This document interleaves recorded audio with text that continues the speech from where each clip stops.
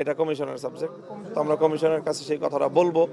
আর তৃতীয় আরেকটা কারণ হলো যে ওখানে একটা কেন্দ্রের একাধিক কেন্দ্রের যে হয়েছে যে ফলাফল দিতে অনেক দেরি করেছে, বিলম্ব করে আমাদের আশঙ্কা যে সেই সময়টায় তারা কোনো ইঞ্জিনিয়ারিং করার চেষ্টা করেছে, যার এবং তাদেরকে প্রতিপক্ষ তারা ওখানে মানুষজন নিয়ে গিয়ে চাপ প্রয়োগ করেছে, মানে একেবারে এই ভোট কেন্দ্র ঘেরাও করেছে। তো এই সংবাদ পেয়ে আমাদের লোকজনও সেখানে গেছে। এই পরিস্থিতি উত্তপ্ত হওয়ার এক পর্যায়ে সেখানে আর্মি গেছে, আর্মি গিয়ে সেই ব্যালট সব সহ তাদেরকে ওখান থেকে নিয়ে চলে আসছে। এবং কেন্দ্রে যে একটা ফলাফল ঘোষণা করা হয় এবং কেন্দ্রে টানায় দেওয়া হয়, সেটা কিছুই করা হয়নি। পরবর্তীতে আমরা সেটা পেয়েছি এবং সেখানে ট্যাম্পারিং করা পাই।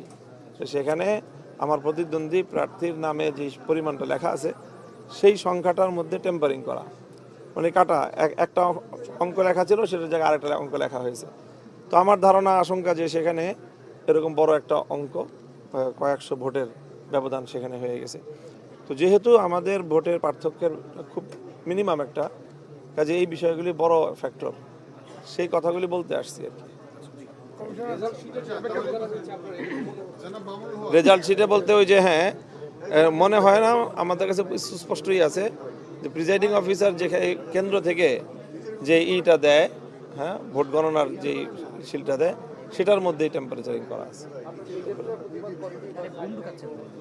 ওখানে তো বললাম যে সেখানে পরিস্থিতি এমন উত্তপ্ত হয়েছে যে সেখান থেকে পরবর্তীতে আর্মি গিয়ে ব্যালট সব প্রিজাইডিং অফিসার সহ তাদেরকে সেখান থেকে উদ্ধার করে নিয়ে আসছে।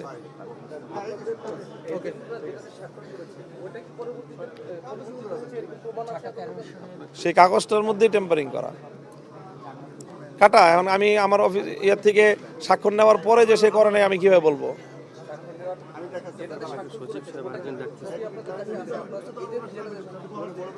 আমাদের কাছে স্বাক্ষর করা যেখানে আছে আমরা তো সেটা সেই স্বাক্ষর করার মধ্যেই ওটার মধ্যেই টেম্পারিং করা।